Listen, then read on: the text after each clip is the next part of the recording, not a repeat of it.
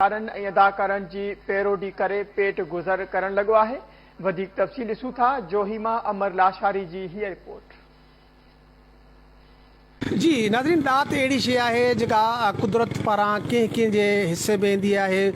ही नौजवान जेको आहे शान चांडियो, ही मुख़्तलिफ़ जेके फ़नकार आहिनि जिन में जलाल चांडियो उमराणी आहे, या इंडियन अदाकार जेके नाना पाटेकर, शाहरुख खान, उर्स चांडियो जेको आहे फ़नकार आहे, उन्हनि जूं पैरोडीज़ जेके आहिनि उहे करे थो। जीअं त 1999 में जलाल चांडियो सां मां ॿुधंदो, जलाल चांडियो सां मुंहिंजी वॾी मोहबत आहे। सिंध जो भलोड़ कलाकार हो, भलो फ़नकार हो। जेको फ़नकार हलंदो उनखे थोरो ॿुधंदो, पोइ फ़नकार जेके जेके हलंदा, जीअं गुलाम हुसैन उमराणी आहे उहो ईंदो, उहो मुंहिंजे माना फिट थी वेंदो। जीअं नाना पाटेकर आहे, शाहरुख खान आहे, जलाल चांडियो आहे, उर्स चांडियो आहे, दिलशेर तिवणो आहे, माना ॿिया हिकु सिंध जा जेके मज़ाया थींदा उहे माना टोटा टुकर माण्हुनि खे पेश करे माना गुज़र सफ़र पंहिंजो कंदो।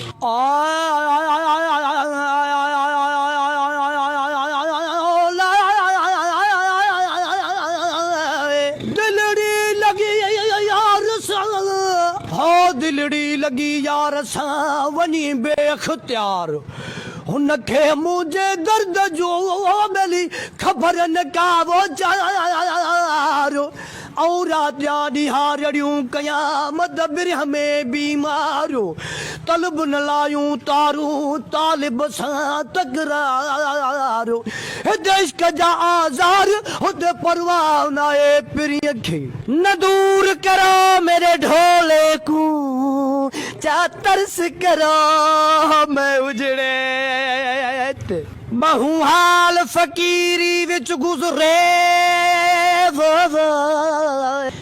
ज़ालिमां ने कहर वसा मैं उजड़े दे।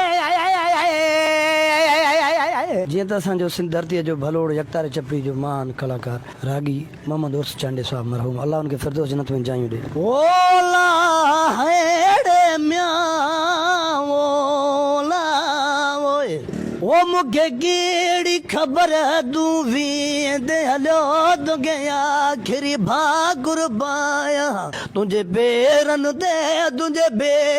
दे ॿई हथेड़ा रखी तोले लुड़ गवाया। साईं दिलशेर तिवणो, माण्हू तुंहिंजे शहर जा मूंखे अचणु नथा वो ॾियनि,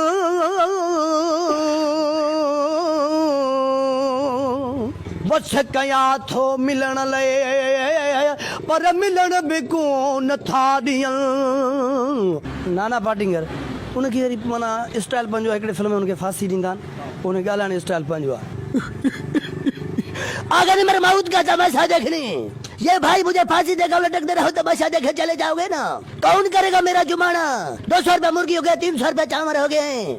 जी हाँ, शाहरुख खान साहब ने डैडी मैं 2 दिन के लिए दिल्ली जा रहा हूँ ना। माँ किरण के बिना नहीं रह सकता। किरण तुम सिर्फ मेरी हो ना। माँ आप डैडी को समझाइए ना, मैं 2 दिन के लिए कंडियारे जा रहा हूँ। माँ आप मुझे 3 खोखा दीजिए ना। किरण अगर तो नहीं मिलाना, किरण अगर नहीं मिलाना मैं आपको गदा करके थो दूंगा। ही टैलेंट जेको आहे नौजवाननि खे, हिननि खे वधीक उभारण जी ज़रूरत आहे, टैलेंट खे वधीक सहूलियतूं ॾियण जी ज़रूरत आहे, ऐं सरकार खे घुरिजे त अहिड़े क़िस्म जा जेके नौजवान आहिनि उन्हनि खे अॻिते आणण जे लाइ कोशिशूं वठनि। कैमरामैन साजिद बलोच सां गॾु अमर लाशारी, KTN न्यूज़ जोही।